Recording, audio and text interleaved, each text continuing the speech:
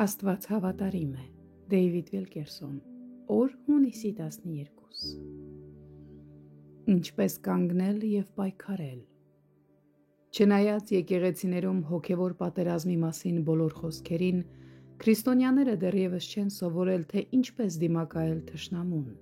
Մենք շարունակ ենթակա ենք սատանայի ազդեցությանը։ Ես չեմ հավատում, որ քրիստոնյային պատահող բոլոր դժբախտությունները գալիս են թշնամուց։ Մենք սխալմամբ մեղադրում ենք սատանային մեր սեփական անփութության, անհնազանդության և ծուլության բազմաթիվ դեպքերի համար։ Թույլ տվեք ձեզ մի քանի խոսքով նկարագրել նրա գործելակերպը։ Եթե նա չկարողանա գահընկեց անել ամենակարողին ձեր սրտի գահից, նա կփորձի ձեզանից պոկել Աստծո պատկերը և անկեղծ երկրպագողներից վերածել տրտնջացողների ու հայհոյողների։ Սատանան չի կարող հարձակվել ձեզ վրա իր կամքով։ Աստված կրակե պատ է կառուցում իր զավակների շուրջը, և սատանան չի կարող անցնել այն առանց Աստծո թույլտվության։ Սատանան չի կարող կարդալ քրիստոնյայի միտքը։ Որոշ մարդիկ վախենում են աղոթել, քանի որ կարծում են, թե սատանան կարող է կարդալ իրենց յուրաքանչյուր միտքը։ Դա այդպես չէ։ Միայն Աստված է ամենուրեք և ամենագետ։ Սուրբ Գիրքը մեզ հրամայում է կանգնել, ուժեղ լինել և պայքարել մեր մարմնի և սատանայի դեմ։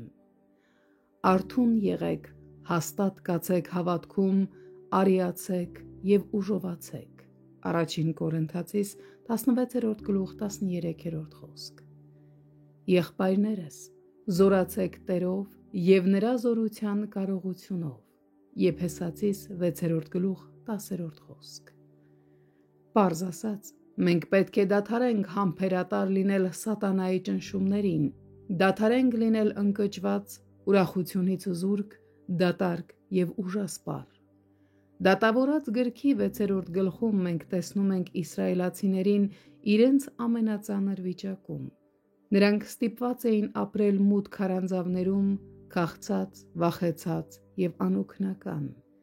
Հետո ինչ-որ բան պատահեց։ Այն սկսվեց Գեդեոնից և տարածվեց ամբողջ ճամբարում։ Իսրայելը հոգնել էր մութ քարանձավներում թաքնվելուց։ Գեդեոնը զորացավ Տիրոջով, և նա վերջապես ասաց այն, ինչ Աստված սպասում էր լսել։ Մենք ծառայում ենք հզոր հաղթական Աստծուն, ուրեմն ինչու մենք պետք է շարունակ դիմակայենք այս բռնությանը օրեցօր։ Աստված ոչինչ չի անի, մինչև դուք լիովին չզզվեք թշնամու ճնշման տակ լինելուց, մինչև չհոգնեք հիվանդ և հոգնած լինելուց։ Դուք պետք է անեք այնպես,